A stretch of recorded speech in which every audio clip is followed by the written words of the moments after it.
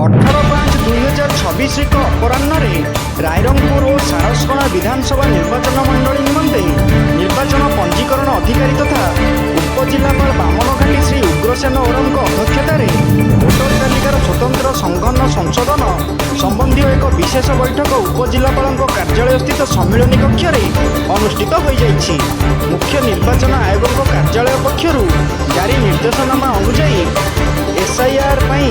1/7/2026 ତାରିଖକୁ ଯୋଗ୍ୟତା ସୂଚକ ତାରିଖ ଭାବେ ଗ୍ରହଣ, 20/5/2026ରୁ 29/5/2026 ତାରିଖ ମଧ୍ୟରେ ତାଲିମ ପାଇଁ କାର୍ଯ୍ୟକ୍ରମ ପ୍ରସ୍ତୁତି ଏବଂ ମୁଦ୍ରଣ କାର୍ଯ୍ୟ ସମ୍ପନ୍ନ,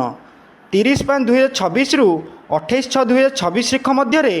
ବୁଥ୍ ସ୍ତରୀୟ ଅଧିକାରୀଙ୍କ ଦ୍ୱାରା ଘରକୁ ଘର ଯାଇ ଉଦ୍ଦିଷ୍ଟ ଫର୍ମରେ ଆବଶ୍ୟକୀୟ ତଥ୍ୟ ସଂଗ୍ରହ କରି ପୂରଣ କରିବା, 28/6/2026 ତାରିଖ ସୁଦ୍ଧା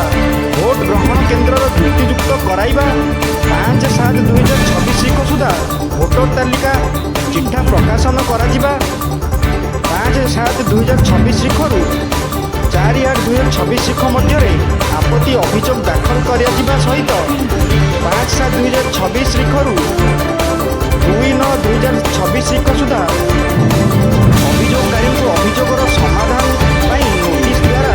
ସୂଚିତ କରିବା ସହ ଆପତ୍ତି ଅଭିଯୋଗର ଫଇସଲା କରାଯିବା ଏବଂ 6/9/2026 ତାରିଖ ଚୂଡ଼ାନ୍ତ ଭୋଟର ତାଲିକା ପ୍ରକାଶନ ହେବା ସମ୍ବନ୍ଧରେ ସୂଚନା ପ୍ରଦାନ ସହିତ ବିସ୍ତୃତ ଭାବେ ଆଲୋଚନା କରାଯାଇଥିଲା। ଅନୁଷ୍ଠିତ ଉକ୍ତ ବୈଠକରେ ଜାତୀୟ କଂଗ୍ରେସ ଦଳ ତରଫରୁ ରୂପକ କୁମାର ମହାନ୍ତି, ବାରେଲ ସିକା, ଲକ୍ଷ୍ମଣ ମାଝୀ, ଭାରତୀୟ ଜନତା ପାର୍ଟିର ସୁଧାଂଶୁ ଶେଖର ମହାନ୍ତ, ଆଲୋକ ରଞ୍ଜନ ମହାନ୍ତ, ବିଜୁ ଜନତା ଦଳର ମାଝିଆରାମ ଟୁଡୁ, ରାଇସେନ ମୁର୍ମୁ, ପଙ୍କଜ ଦାସ, ସୁଭାଷ ଚନ୍ଦ୍ର ମଣ୍ଡଲ, ବିରଞ୍ଚି ନାରାୟଣ ନନ୍ଦ, ଗୋପବନ୍ଧୁ ଗିରି, ବହୁ ଜନ ସମାଜ ପାର୍ଟିର